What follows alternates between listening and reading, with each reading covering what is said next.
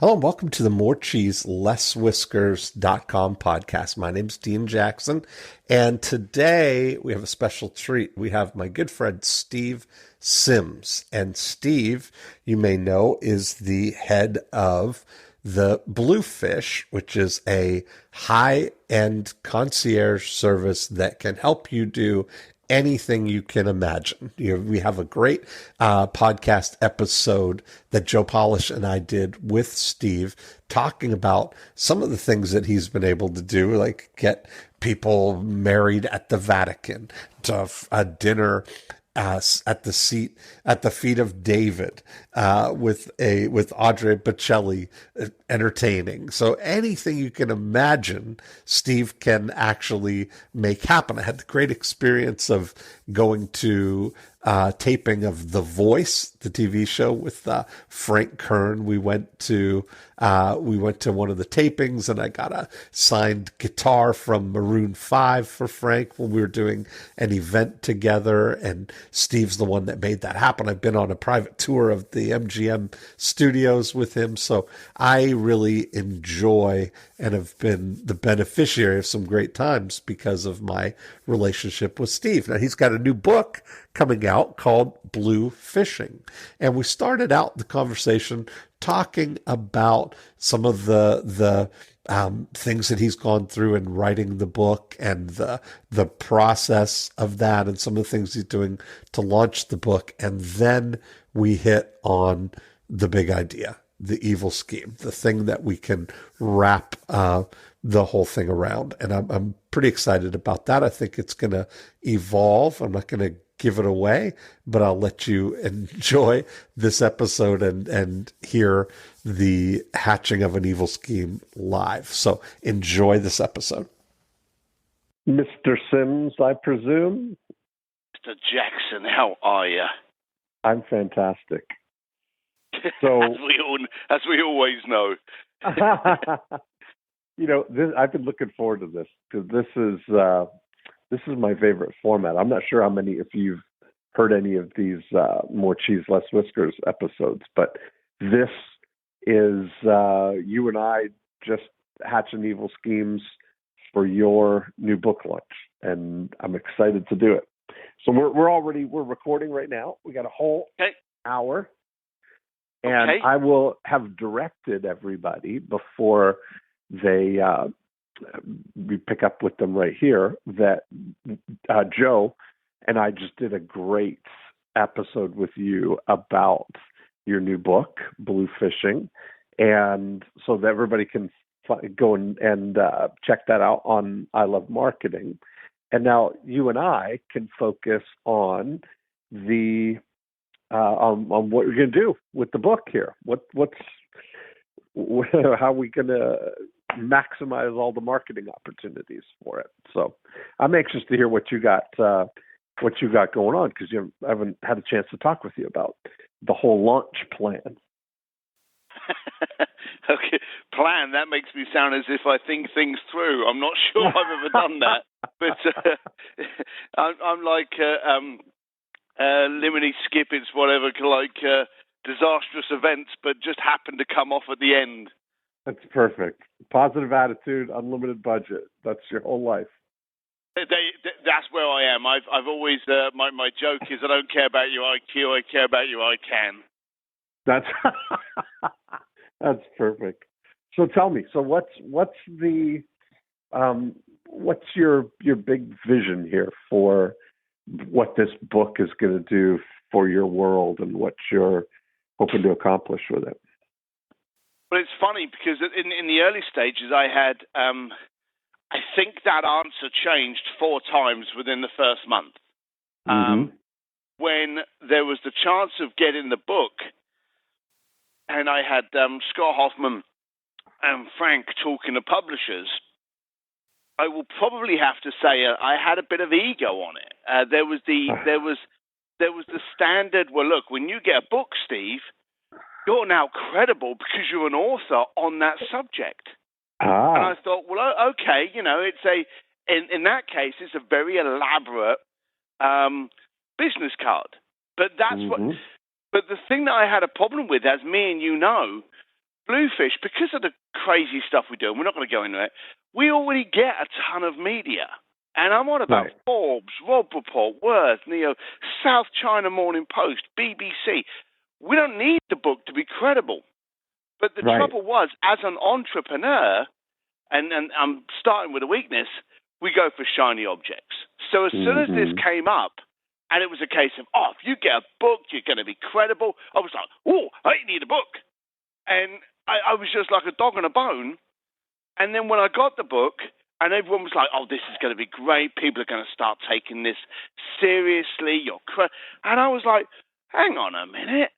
And as I say, and I'm going to restate it many times, as an entrepreneur, we quite often focus on the wrong thing. And I had focused on getting this book, and I remember Joe came up with a great statement once, and he said, is the juice worth the squeeze? Right. And I absolutely... It was one of those moments, me and you have sat next to each other, it was one of those moments where someone's talking, and it's like everyone gets up out of the room, leaves, you're the only one in there, the speaker turns around to you, locks into your soul, and says 4 words, and they were just speaking to you. And I remember when Joe was doing his usual rant and taking the mickey out of everyone and all this, and he came out with this. Yeah. It hit me so hard, I wrote it down, and I try to look at everything and go, well, look, I know I really want that. Yeah, I really, really desperately need to do that, but is the juice worth the squeeze? And I hadn't, I don't think, asked myself that when I was looking for the book contract. It was a case of, who doesn't want a book? I'm an entrepreneur. I get a book. And it was that kind of thing. So when it did come off, and it happened real fast, and I'm not the normal, I had wonderful people around me, and it went from an introductory page overview on what the book was going to be, which actually got dumped because it was nowhere near what it was going to be, meeting up with the agents, meeting up with one of the biggest publishing houses in the planet, Simon Schuster, and then a week later having a deal. So to say there's loads of people out there trying to get a book done, and they've been doing it for years trying to get a contract, and they're all hating me now. Yes, I can respect you are, but it happened all real fast. Then I'm suddenly stood there going, well, I don't want it for credibility. I don't need that. So what do I want? And my second choice was, well, it's a book. It's got a price tag. I want to make some money out of it. Right. But then 2 other things happened. I realized that the amount of money you make, when you look at those contracts, now, you get a nice retainer at the beginning. If you're lucky, I was lucky. But then you notice in the contracts that selling a couple of thousand of books is not buying you your beach house. Right, exactly. Yes. Yeah, and so all of a sudden the shine starts to go off, and then you suddenly start realizing, well, hang on a minute, I've got this for concept date, I've got this for the first chapters, I've got this for them to sign up. You've suddenly got these date lines, and without me realizing it, I had suddenly ended up with a boss. I had actually ended up with Simon Schuster that now gave me, the 50-year-old crazy entrepreneur, deadlines, and gave me someone I had to answer to. So I'm trying to warn people out there that it is tough. But then when all of this started to settle, I then started looking, okay, what does this do? And we actually started writing a book, and the first book, and I think we mentioned this, was very much more on the kind of cocktail stories. It was the kind of book that you could sit down at the fireside and go, God, he did what? And then he went there. Oh, and then he pulled this off. And it was a nice book, but it actually, it kind of, it embarrassed me because it was all about, oh, yeah, we got this and that, and then we pulled that, and then we did. So we dumped that line of book. And then we decided, and this is where the big aha moment came through. And it's really stupid, but it was about this guy called Bobby.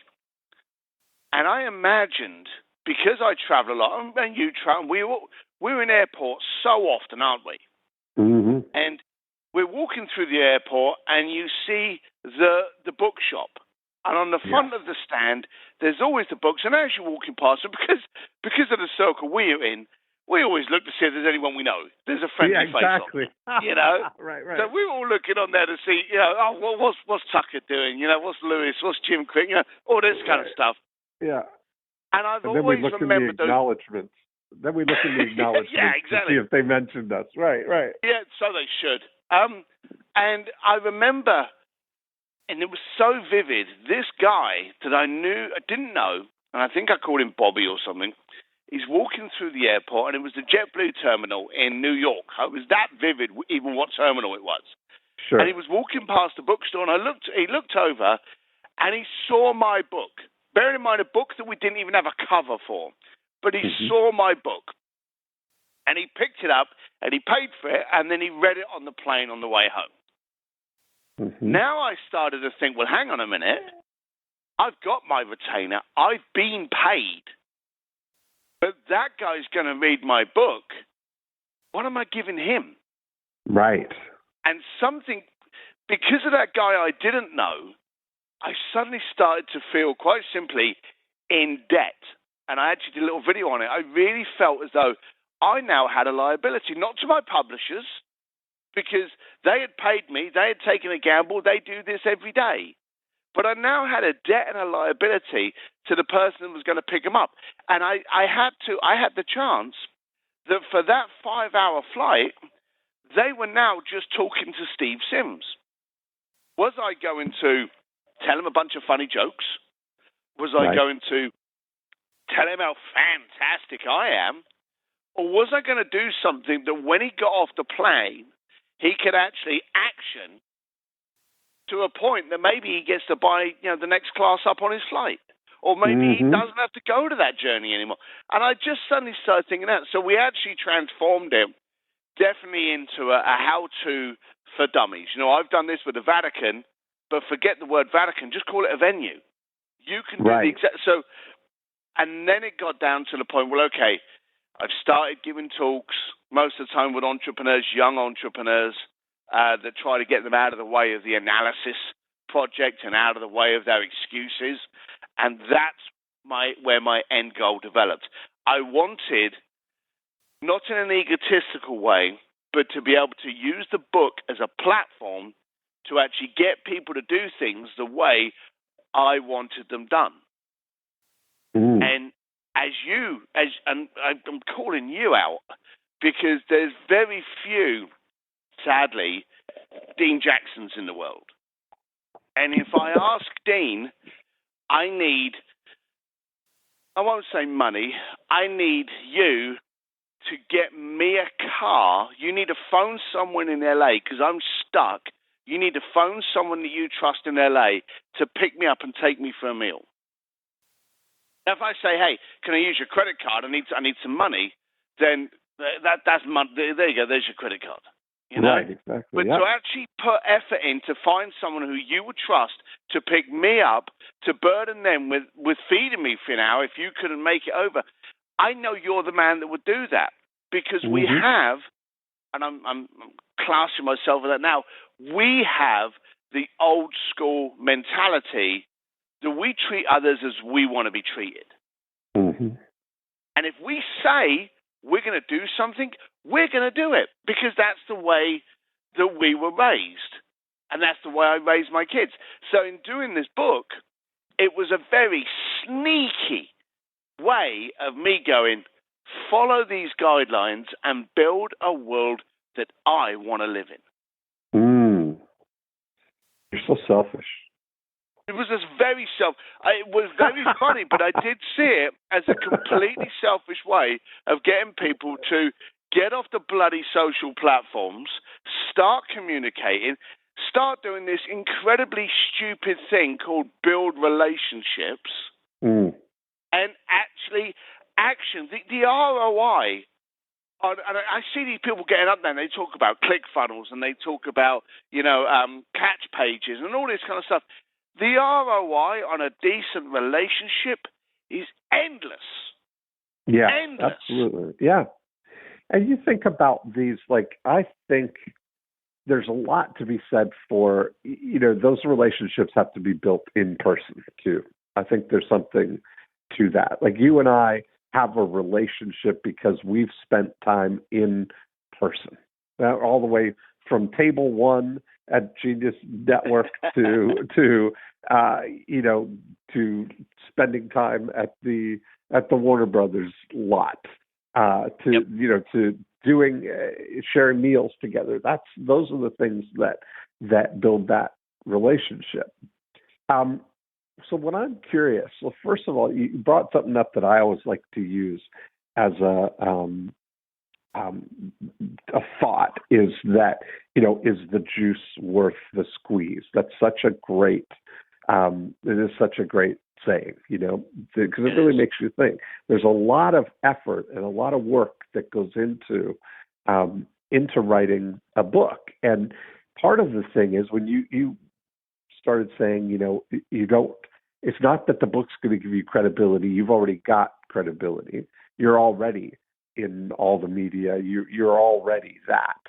Now, that, it's almost like a chicken and egg thing, right? The reason that you had the opportunity to write the book from a publisher standpoint, and the reason they gave you an advance on the book, is because you've got that credibility. Somebody who doesn't have that credibility and is hoping the book is going to give them that credibility is not going to get an advance from a publisher to do that book, because they don't have a platform to sell the book, right? The publishing house is not looking to sell these books. They're looking to publish the book, and you're going to sell these books because of your exposure. I didn't realize that at the time, but yes. But it's the absolute truth, right? And that's where, so now you have to then kind of think that through of, what are you going to do with this? Because your book, it's out this week, as we're kind of talking a week ahead of when it is. But by the time people listening to this right now, your book is just coming out this week. And then we've got this little window, right, of the launch of the book. Like, nobody's talking about or remembering the books that came out last October right now. That cycle's over, right? So what is the thing that's going to come, or that you're going to do with this book here to capitalize on or to maximize the opportunity to reach your goal here? And if your goal is to get people involved in thinking new thoughts, living a new way, what is it? How are you going to get that word out there and build that community? If you got instruction in the book on what people should do, where they should go, what's next here, what's the journey going to look like here? So I've always been the guy, I'm using quotes again, I've always been the guy that's enjoyed getting comfortable by being uncomfortable. Right. And I've always loved when someone's gone, hey, can you do this? And it puts me in a room where there's no way in the world I ever should have been. Maybe shouldn't even be now. But I've got a job to do, and it's now I'm mingling with either rocket scientists, or I'm mingling with icons of business, or actors, or musicians, florists, racing drivers. I get to travel around paid to actually be in environments where I have no knowledge of it. And we've met each other, so it's not disrespectful for you to acknowledge the fact that I'm not the sharpest tool in the shed. I'm not a Harvard graduate. I'm not a high school graduate. But I love just going, oh, what can I do there? So when I got the book and it was a case of, okay, how are you going to market it? I didn't have any ego I had to worry about to ask people questions. I find that the danger is when you think you really are that good, you usually stop asking questions. Mm-hmm. And that's usually when things go wrong. There's someone sat next to you that can do something that can save your marriage, your relationship with your kids, your business, your marketing plan, your budget. There's a guy near you, a girl near you that can transform your life if only you asked a question and got out of your own ego. So with me, when I got this, always knowing that I don't know what I don't know. Again, I'm running out of bloody quotes, so I apologize. It's okay. And I can go out to so many people. The first thing I did, and I remember this, Jay Abraham was doing a trip over to Paris. And he contacted me because he wanted me to look after it. And we're chatting away, and Jay's really cool. And in his usual kind of like cool vibe manner, he's like, and Steve, what's going on in your life? What can I help you with? Mm-hmm. And I remember I love that saying about that. Jay, yeah. But he always does that, doesn't he? Yeah, And I remember just turning around and going, oh, I got a book. And he said something about, I'll call you back in 5 minutes. And I thought, you know when someone says, hi, how are you? They're not really expecting you to go, well, actually, it's funny you should ask because my foot really hurts. Right. It's just, they're just being polite. I wondered, for that nanosecond, was Jay's little tagline as empty as maybe it now appeared? I don't know. 2 minutes later, it obviously cleared something off his desk. He's like, Steve, tell me, my boy, what's going on? Mm-hmm. And so he came back to me, and I was like, I don't really know. You know, there was this proposal. They don't like the proposal, but they think there's something in it, and I've now got a contract with Simon Schuster. And he said to me the next words, which I'll never forget coming out of Jay's mouth. He went, fish or steak? I was like, sorry? Fish or steak? I was like, well, I don't know, steak. Right, can you be down here Friday? We're going to write a book. And so I had, sadly, something that not a lot of people get the chance to do. I drove down to Jay's house, and we sat there and mapped out what kind of book this would be, where it's shelf space. So I had the ability to ask a ton of questions while Christy recorded everything. We drank Japanese whiskey. We ate loads of steak, and I had the chance to ask questions. When you're in that environment, you have no idea if you ever are going to be there again. You hope. Right. But you don't know. And the trouble is, as you get older, you don't know if those situations are going to occur again. Mm-hmm. Something could happen to your life. Something could happen to the other person's life. So you have to seize every moment. I had the chance of sitting there. I was not going to blow it. And so I was like, well, how do you do this? How do you do that? Why don't we do it? And I was just a question monster. And I love it. I was an 8-year-old kid, and everyone out there thinking about doing this has to follow these next guidelines. Be an unembarrassable 4-year-old. The little kid that turns around and goes, I want a lollipop. And the mum goes, no, you can't. Why? Because your dinner's coming up. So? You know, kids drive through that, and then we're taught as we get older, no, you can't be like that. Well, in this situation, you have to be like that. You have to ask all the questions. So I went out to Jay. I came back with a mountain of information. Now, I will say, not all information that someone gives you resonates to you or will fit you. The way that Jay markets, dresses, speaks is pure Jay. And I wouldn't last a second if I tried it. Right. It's just a the fact. Vocabulary alone. Those big words of his, yeah. So, So I had to ask loads of questions, take them back, find out which ones I could hang my hat on, and quite simply just start reaching out to people. And some of the best advice I got were from people in marketing but never had any books, or people that knew someone that had a book and they had some ideas, or they would say to me, well, my friend had a book. I never know why he didn't do this. And right. So I would just accumulate and suck all that information in before we started writing the book. Mm-hmm. And I was just getting it all laid out, going, okay, Jay said this.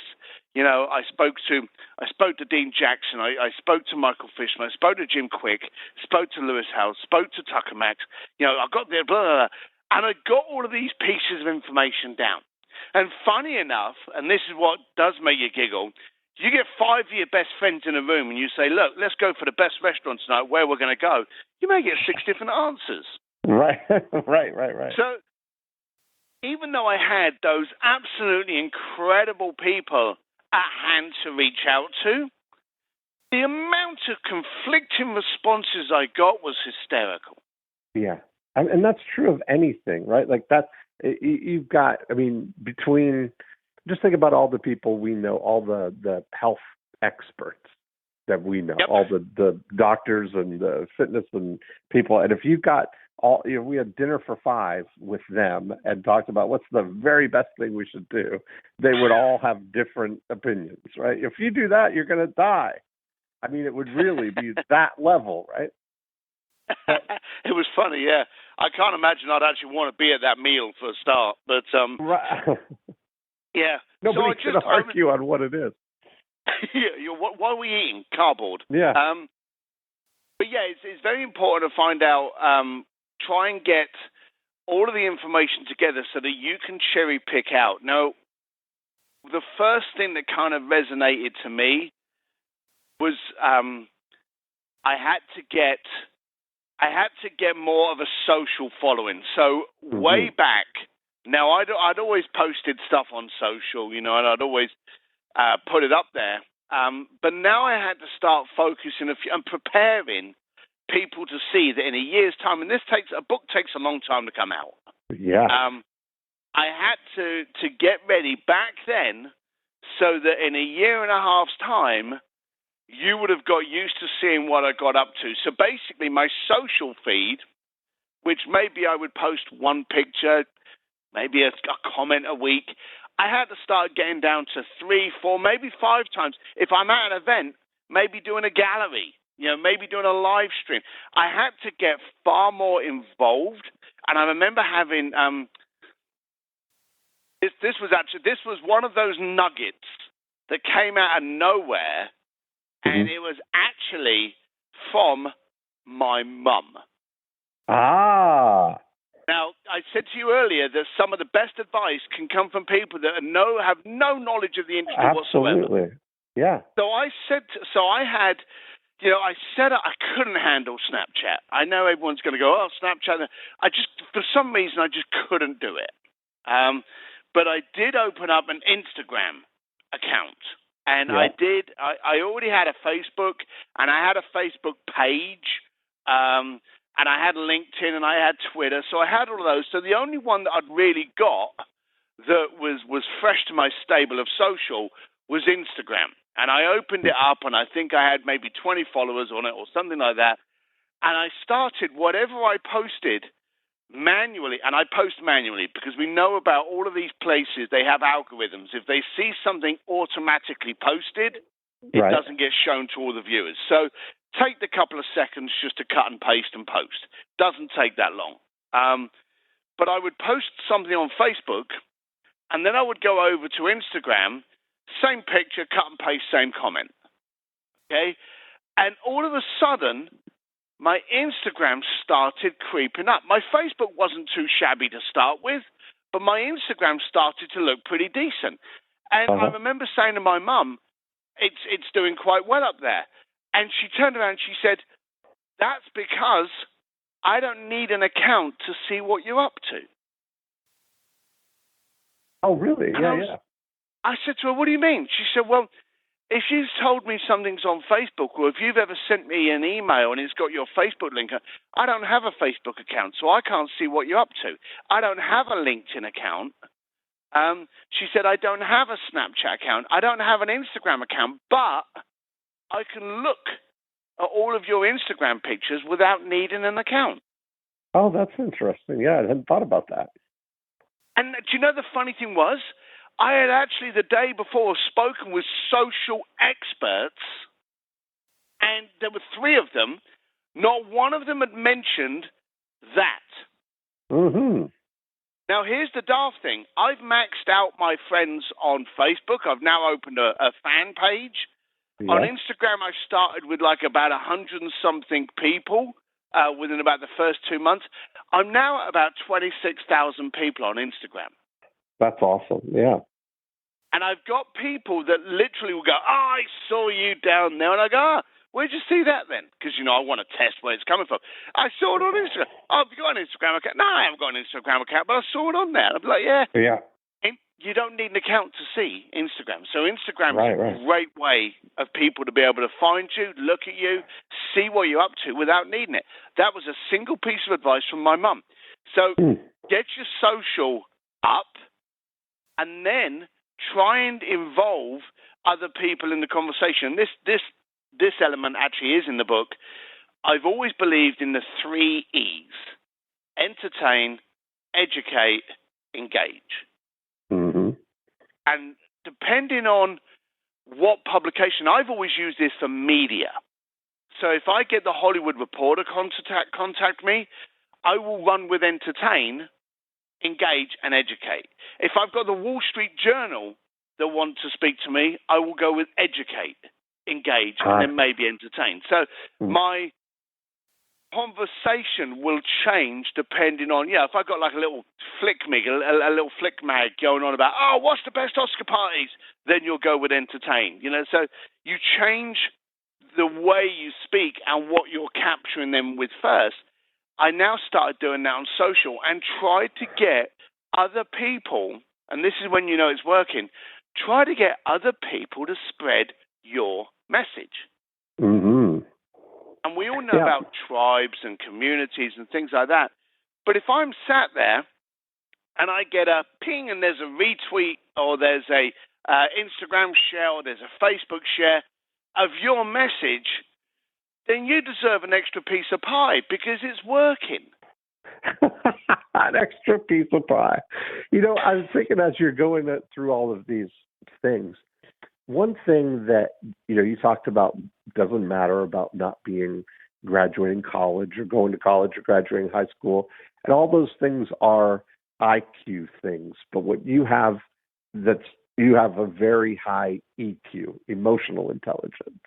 And that you can't that's not book smart. That's something that, you have that ability to humble yourself in a situation or to come in where you're just connecting with somebody as a person. Whether they're rocket scientists, you're not trying to compete with them or be their equal intellectually, but you've said it a lot that no matter what, when you started being more you, that's when you really started taking off. You could slip into any place with a black T-shirt and black jeans and just look people in the eye and connect with them as people. That's really been a big thing. Very interesting. I don't know. It's great when we're sitting in a room and we're having a conversation with Peter Diamandis, who is unquestionably one of the most intelligent men in the world. And I still walk away from that conversation and just go, how in the world should I have been at that table? All right. And we haven't, it hasn't got to be, I remember, and you mentioned it earlier, table 1. Yeah. I will always, forever, just well up when I think about the people. And there was only about 5 of us. But the people at that table at Joe's event, and I humbly and proudly put you at one of the higher of the pedestals of that table. this was an incredible table of geniuses, and I'm there. I still couldn't. I can never get over that table and the fun that we had and the strength of the relationship that was being built from that. So don't be frightened to sit at somebody else's table and never worry about pecking order. Yeah, that's exactly right. That's exactly right. So let's hatch some evil schemes here for the launch here now. So and beyond here, like what are we gonna? I understand where you're coming from with this, but practically speaking, what is going to be the outcome here that we're looking for with the book? What are we going to try and accomplish here? Okay, two things: more speaking gigs and more consulting contracts. I've done a fair few luxury and branding contracts with luxury brands. I want to do more, and I want to be able to get up onto more stages to pass the message on. So I'm utilizing the book to leapfrog me into those two elements. Okay, perfect. So when you talk about the speaking, then who is, what kind of speaking are we looking for? Are you looking to be a keynote speaker at corporate events, or are you looking to be to do your own events? Or are you looking to maybe build a community and your own tribe? What's the outcome there? The keynote. I would like to get into more corporate and to more business platforms. Okay. And how much of that do you do now? Very few, probably about one every. I don't do a lot of speaking. I think this year maybe I did. Maybe I did 9 speeches, and I think 2 of those were corporate. So most of them are entrepreneurial, colleges, EO groups, those kind of things. Yeah, and those are mostly like, say, at a entrepreneurial level kind of thing, right? Like our and that from circle. Friends and family that have reached out and asked me, can I speak at this event? So it's friends and connections, and it is the entrepreneurial level. Okay, and so that is the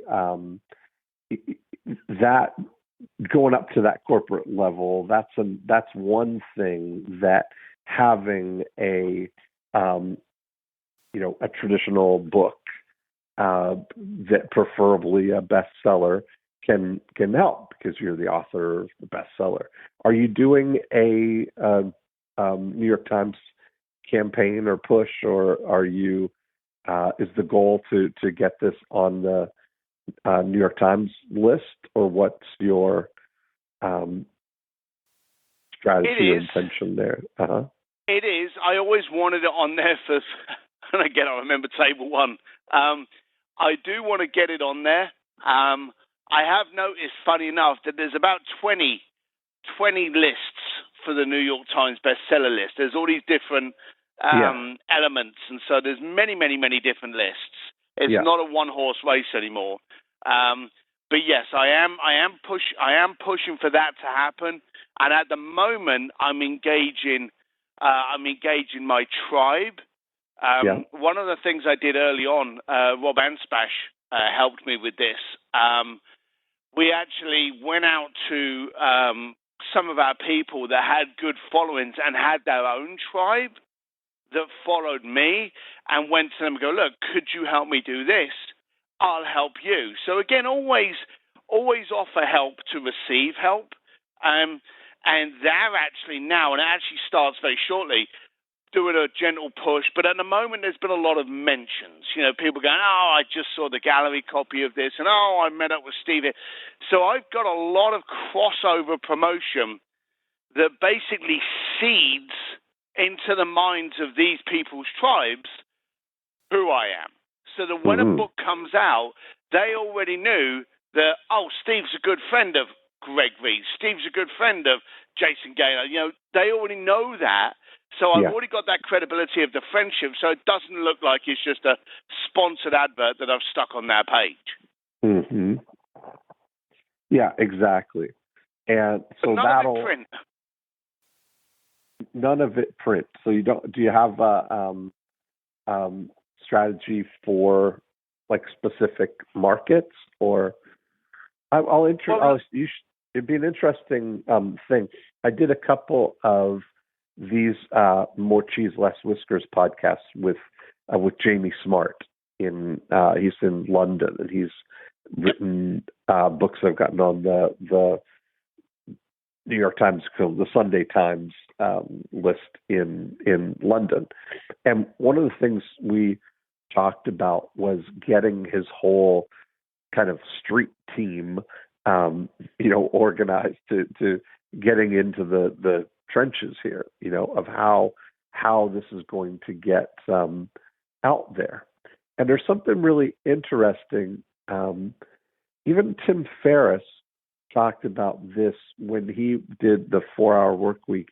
His thing was really, New York, Chicago, San Francisco were his big markets where he wanted to be sort of ubiquitous, because it's hard to launch a global campaign kind of thing, Yeah. So you look at like how in the markets where you want to be, how to get that word out there. What's kind of your outside of that relationship marketing plan? Have you got other things that you're doing or are going to do? So we look to print because we get a lot of print, but print, what people don't realize is they write the article today. You won't see it in the magazine for probably maybe 3 months. Right. So that's a slow pony there. Social is far, far faster. I am sure on release date there will be some advertising and some sponsorship posts on Instagram. But I will say that 99% of my activity is social. Now, because of Bluefish already having a good email following, they will get an email as well. So we've already got that. Then I will go out and, for argument's sake, we're doing a launch party, and you know about this. And the launch party, a lot of people do a book launch party, and it's in a store, and they're signing books and stuff like that. I've taken over a whiskey bar where people can just get drunk. Right. Because, I wanted to do something that was a little bit more quirky, but more in line with who I am.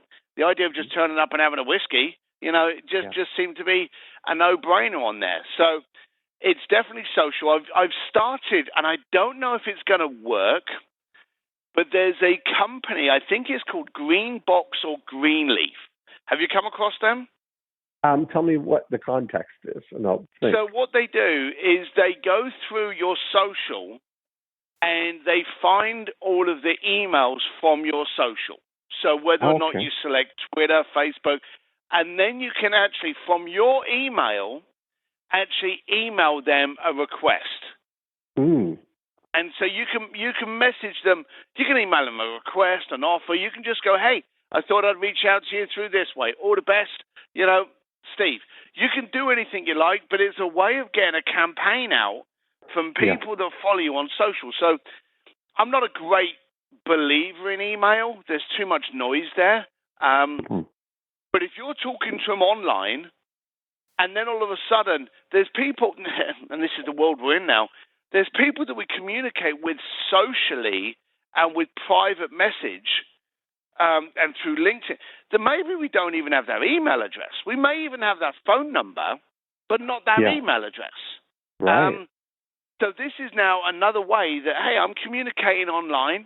I'm on your feed. I'm showing you what I'm getting up to. I'm showing you the unveiling of the box of books that come up. I'm showing you, the party I was at. I'm showing you, I'm flying off to XYZ country.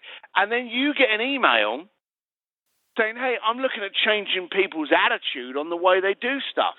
If you like this, please buy the book or share the book or grab the book and send it. So I'm using that platform. I can't tell you if it works yet Because as we're doing this interview, I only did it a couple of days ago, and I don't think the one thing I do like about it is it only sends out 10 emails at a time. Right. So it won't get caught up in the spam, but it does take like about 5 days for all of your emails to actually get out. Right. Gotcha. So I'll be interested to see how that works. Yeah. So it's a good way to reach everybody that you have connection with. It's another way, so hopefully I'm coming at them from both avenues.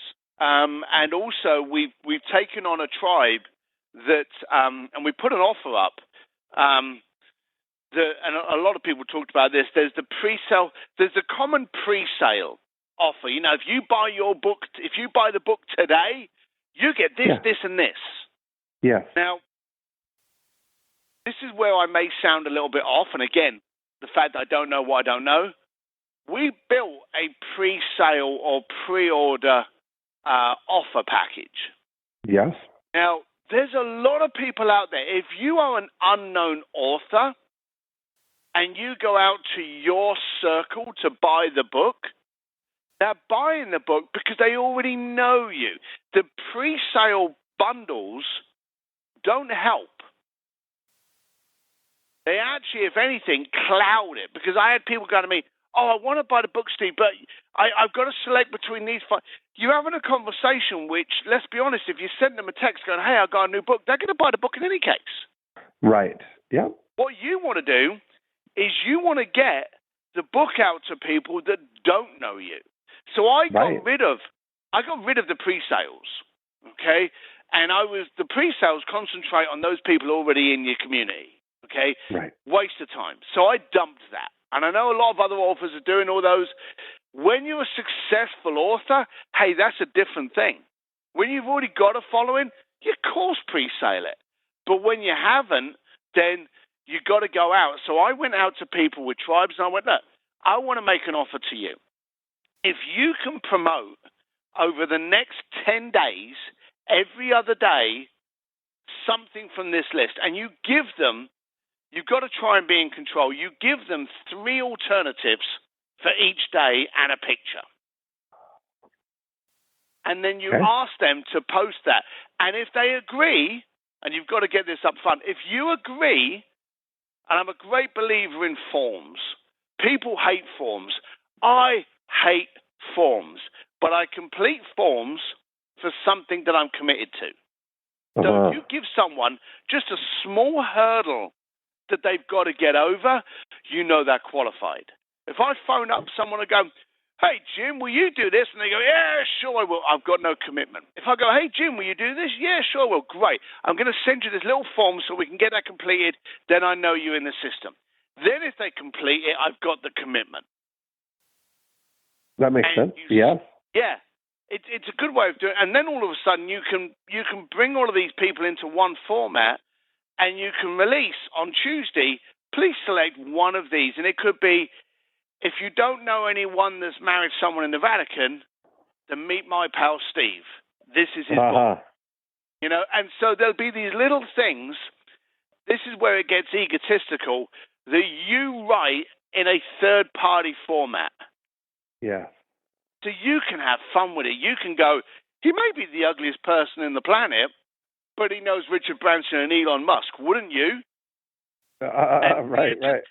You can just have some fun, basically channeling your inner Joe Polish to insult yourself and just write these tags and give it out there. So I know over the next 10 days, I've got a handful of people that they want to do either a 30-minute branding webinar for me with that community, or they want to do, I got some that have said, hey, I want to go and have lunch with you because I want to talk to you about things. Some of them have wanted a Bluefish beanie. Every single one of them have wanted a signed book. And those are all perfectly acceptable things that you can give them to help you. Yes. And the doing biggest these, thing, and these podcasts that how many podcasts are you being released on in the first few weeks of October here? I think the term is podcast whore. And that was my wife that actually came up with that. As I say, print media, we've done a lot of print media, but it takes too long. Now, once the book comes out, then we will actually get into those prints. But for instant activity, then podcasts are king. So I think I've been doing them now since the beginning of September. We started the podcasts. Now, I'd made a mistake. I did podcasts in June, April, and I had people screaming at me going, no one will do anything that's coming out for like 3 to 4 months. Right. So save your energy. So I kind of blew me back then a bit by doing some decent ones. Managed to catch it before some of the others were released and went, hey, can you drop them in October? And they managed to bump it over. So I was very thankful there.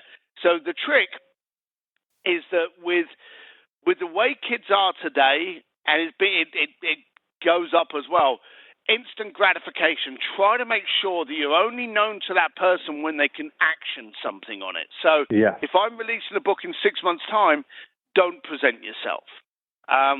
Present yourself 6 days. So going, hey, today's Monday. Did you know on Friday you could be getting a copy of Bluefishing? And that's fine. So I started focusing on my new podcasts in September. We calculated it the other day, and this is a scary thing. I've averaged 3 a day, including weekends. Wow. So there you go. Yeah, I have gone out to everybody, and I've gone out to groups, and I've got something coming out. If you have space on your podcast, let me know. And I've just been getting tons. Yesterday, we're doing this one now. Today, I've got 3 more. Tomorrow, I've got 2. Sunday, I've got 1 with Australia in the evening. So I am just going hell for leather on these. So there you go. So that's certainly going to expose you to a bunch of new people. I mean, you're in where they can actually take action and get your book. What's going to happen from the moment that those people get your book that will, kind of engage you with them? What's the step that you're encouraging people to take, or to turn those into anonymous book buyers into people that you know that are in your world here? All right. So I'm glad you brought that up. I don't just want to be a one-hit wonder. So I want to be able to encourage people to get the book. The next campaign is to vocally, visually, and socially tell me what you think. You've just spent your money that you could have grabbed a pizza and a beer on a book. Tell me what you think. And you want these people to vocalize it. And you want people to go forward and say, look, if you want to put it on Amazon, great. If you want to put it on my Facebook page, fine. But if you think it's the biggest turd, then I want you to put it on there. And be prepared to engage. You will, sadly, in the day that we're in, you'll get haters out there. Yeah. And you will get people go, I grabbed this book, it's useless. The ones that make me laugh are these fat people that buy diet books and it didn't work. Why didn't it work? Because they read the book and they didn't get thinner. They didn't do anything about what the book said. So I am positive that people, and I actually did a campaign on it a little while ago. I actually did a campaign, and this is another thing I would advise anyone that's thinking of doing books to do: video. People need to know, well, okay, this book's supposed to do this, but who wrote it? Who's the person behind it? If I'm a rocket scientist and I'm going to tell you about rocket development, well, that makes sense. If I'm a rocket scientist and I'm going to tell you about the evolution of a toilet roll, maybe not the right person. But Mr. Kleenex, hey, maybe I'd listen to him.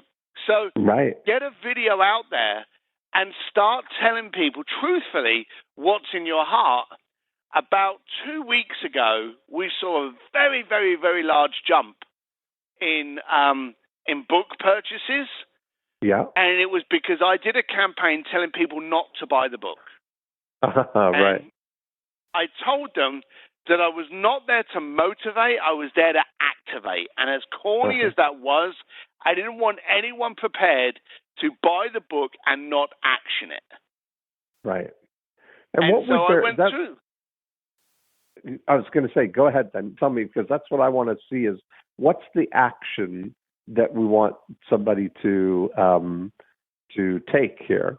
I'm just thinking about how the brilliance of turning, bluefish into a verb, bluefishing, and that could lend itself really well to some hashtag culture, hashtag bluefishing, to spread what somebody's been inspired to do because of the book. Yeah, I am. I do want people to report. I don't want to kind of end the conversation. So I do want people to report. I want to know, what have you done? And so following the book launch is going to be a case of, okay, it's in your hands. 7 days after reading it, what element did you do and what was the outcome?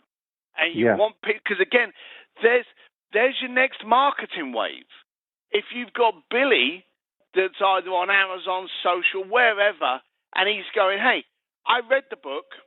I thought 2/3 of it was a pile of rubbish, but I actioned these two elements, and my relationship with my kids is better, or I actually got the job I wanted, or I changed my attitude when I put on this event. I want people to start then reporting it, because that's when, quite accurately, bluefishing becomes a cultural item. It becomes a hashtag. It becomes an action point. What if that was an interesting thing, like, hashtag bluefishing, but then there's the Bluefishy Awards or something, where there's where somebody you share the biggest outcomes that people have gotten from bluefishing. I think that's great. I hadn't thought of that, but I think that's beautiful. Well, that's why you're Dean Jackson. But I hadn't thought of that. The Bluefishing Awards. That's awesome. Yeah, like you imagine like the MTV Moon Man or something, but the Bluefish. The award. Because I think that there's kind of it's a clean runway. There's nobody else you're the only person that verb is attached to, right? Nobody's ever put bluefishing together as a verb. So you own that. It's 100% clean and attached to you. So there's very few things that people have that level of proprietariness, that you can, everybody, when they say bluefishing, that you would, that would be your community, Yeah, no, I like that. I actually just made a note of that. As you were talking, I just made a note of that. So in order for that to happen, though, you have to really set that up in advance, right? You have to encourage people to take that action and report on it and have some sort of eye on the prize kind of thing. Like, what would be a great experience that you could present for somebody who has made the biggest impact over the over the next year or whatever it is? And I'm trying to think in my head, the only issue is there would have to be some kind of qualification. This is actually a great idea with a lot more work needed on it. You would need to work out some kind of qualification, because if you've got a guy that, for argument's sake, owns a car dealership and he actions it, and the following day he managed, or the following month, he managed to move 200 extra cars because of something. Okay? Yeah. That's a big item. Monetarily, that's a big item. If you've got a girl that maybe owns a florist or a guy that owns a flower shop, and they manage to kind of like rebrand the front window, then that may have made it more appealing. But the financial gain wouldn't have been as big compared to the car dealership. So there needs to be some kind of equalizer on how to merit the growth. Yeah, and maybe but maybe it's just thinking this way of thinking of creating this subculture of bluefishing that there's that we're defining what that means. If we're to say, like, if we were to create the dictionary entry for bluefishing, what would be the definition, right? The act of what? How would you define it? I'm being quiet because I'm actually writing that down. Yeah. Like, how when you see in the dictionary, they have the word and then the accents and, how it would be blue fishing, the pronunciation of it and verb beside it, and then the definition of it, right? Is what would, because you've really created a word here. You've created something that you can attach this community to. I love talking with you, Dean. That stopped me in my tracks. Excuse me, just sneezed. That stopped me in my tracks, and I was literally just on a piece of cardboard writing that, because I'm actually having this conversation with you away from the computer, so I never get distracted. Are you in the garage? That's what I want to know. Yep, I'm in the garage, and Perfect. I found a piece of card here, and I've just been writing that down. And within 36 hours, you're going to see a dictionary definition of bluefishing, and we're going to start posting that. I think that is pure genius. Now you create a movement around that, right? Hashtag exactly. bluefishing. Yeah. Yeah. No, that's I would say that there's probably more legs to bluefishing as an action and as a verb than there is over the book. Well, the book is to set the stage, but the action, the what they do because of it is what bluefishing is about. Yep. What I'm curious about and want to really make sure that you are absolutely focused on is building the community of this, right? Building this, and it takes a lot of like absolute overt direction of what to do, telling people what to do to make sure that now Billy or Bobby or whoever you said is in the airport picking up the book, and that by the time he gets off the book gets off the plane, that now he wants to join in and be part of this community, right?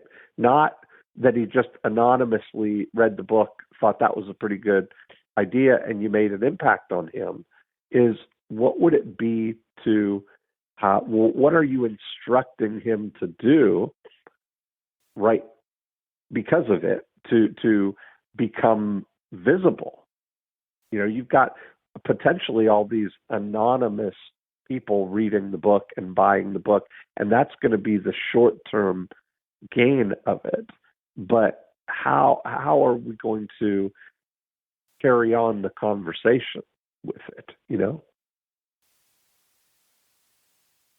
What's going to, we've talked with, and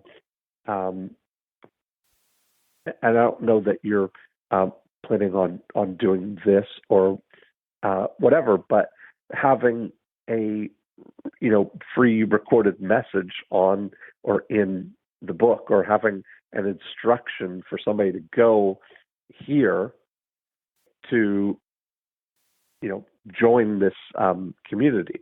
There's still, email is still a valuable foundational element, right, of building a community. So I wouldn't kind of downplay that at all. It's certainly a way. Is there some offer in the book or around the book that you're offering to get people to leave their name and their email address to join something, to download something, to be part of something? The only place that we have that is within the community page and the actual website itself. So the website is the website that we have for the book is where we're using to get people to purchase most of the book. And on that page, we do have the capture to get the details. And of course, the next step is to find out what we can actually provide to them post the book. So say that it's a chicken and egg, but yes, we do have a capture on there. And I mentioned to you about this green box that even if you're on email and you haven't given me your email, even if you're on Facebook and you haven't given me your email address, I can still get your email through that green box. Okay, perfect. And so the other thing then it becomes with you is how can you amplify this bluefishing, this hashtag culture to become spreadable, and to become, it's almost like, look at what happened with things like the ice bucket challenge, that took over for so long, that what can you attach to bluefishing that would encourage people to take some action and report on it, to recognize themselves doing it in action. I think there's something very potentially big there. No, it is. You just, this is what you do. You worm your way in quietly, stealthily, like the Dean Ninja that you are, and then you deliver a killer blow. I have spoken with so many experts, I've run out of I'm a New York Times bestseller. I've spoken to so many of these people, and you're the first one that's come up with something, I don't want to upset everyone else, but so original and actually looked at a different part of the equation. I've got some phenomenal advice on how to market the book, how to position the book, how to build a tribe, how to do the video, all of that stuff. But you'll now come along and go, okay, selling the book, okay, sell the book, but what then? How are we going to create a movement? That's really it, right? That one had not. I think I was building a community of people that resonated to my tone, and I saw the community being built, and the Instagram is validity of that. But the movement, a movement and a community are two different things. Mm-hmm. And in this conversation, you've just highlighted that I now have another debt to build a movement to expose those people to go, look, you read this and you did this, you deserve the Bluefishing badge of honor. It needs to be, I now need to sit down probably with another bottle of whiskey and work out what this looks like, because most good ideas come in my second or third glass. So that is pure genius. I love that. Hashtag Bluefishing. But from here on, everyone's going to go, well, where did you go? Dean Jackson, the ninja from Orlando, did it. So that's so funny. Well, it's a shame that I'm going to miss you in Phoenix. You're going to be in Japan. Yes. But, yes. I'm excited. I mean, I love your book. I'm even more excited about this potential of the movement. Yeah, But this is that's brilliant, mate. This has been exciting. So I'm, my phone line is always open, and I think this will be the start. We'll have more conversations about this, but I think that that's an idea worth exploring. I will. I think Thanks for that, we've gone and hatched ourselves an evil scheme. Well, thank you very much for including me in that statement, but you did. Now what I'm going to do is I'm going to go and action the hell out of it. I'm not going to take some wisdom from Dean and just let it fall over and die. So thank you very much for that. That will be utilized. I love it. There we go. Hashtag Bluefishing. I appreciate you, Steve. I think you're awesome. I'm just glad that I know you and that you're in my life, and I look forward to helping further the movement. Appreciate that, Dean. Thank you. Awesome. Thanks, Steve. Cheers, mate. Bye-bye. Hashtag Bluefishing. That was a great episode. It was good that we, came around and had that at the very end here. And I think that, it's an interesting thing whenever you can attach a movement or some activity around people taking action because of what you've been able to do. I have full confidence that Steve is fully loaded to get the word out about his book. All the podcasts, all the people that he knows. He's a wonderful podcast guest. There's no shortage of Steve Sims going to be in the world here over the next several weeks. So that's going to be everywhere, and I think he's going to sell a lot of books. And what I'm really excited about is the potential to really have his true intention, which is to, inspire people to take action, to do things that they wouldn't think would be even possible, which he's built a life on really testing that boundary. Why not? It's a great way to live your life. So I'd love to hear what, when you get Steve's book, listen to the podcast episode that Joe Polish and I did on I Love Marketing. We talk more about what's actually in the book. We didn't get into that in this episode, but I have a copy of the book. It's fantastic. And then share with us, what would be the thing that you've been inspired to take action on? What's your hashtag Bluefishing? And share it with us. Let's start that hashtag culture going here. It's not that often that you get an opportunity to create a category and a word and bring something into mainstream culture. I think that's pretty cool. Everybody, even something like the Macarena started with somebody making up the word. You gotta label it in order for it to happen. So I would encourage you to do the same thing. If you'd like to continue the conversation here, you can go to MoreCheeseLessWhiskers.com. You can download a copy of the More Cheese, Less Whiskers book. You can click on the Be a Guest link and be a guest on the show. And if you'd like to see how the 8 profit activators are shaping your business, where the big opportunities are for you, go to ProfitActivatorScore.com and try our Profit Activator Scorecard. It'll give you some immediate insight into where the best opportunities are for your business right now and where some of your strengths are. So that's it for this week. Tune in next time, and I will talk to you then.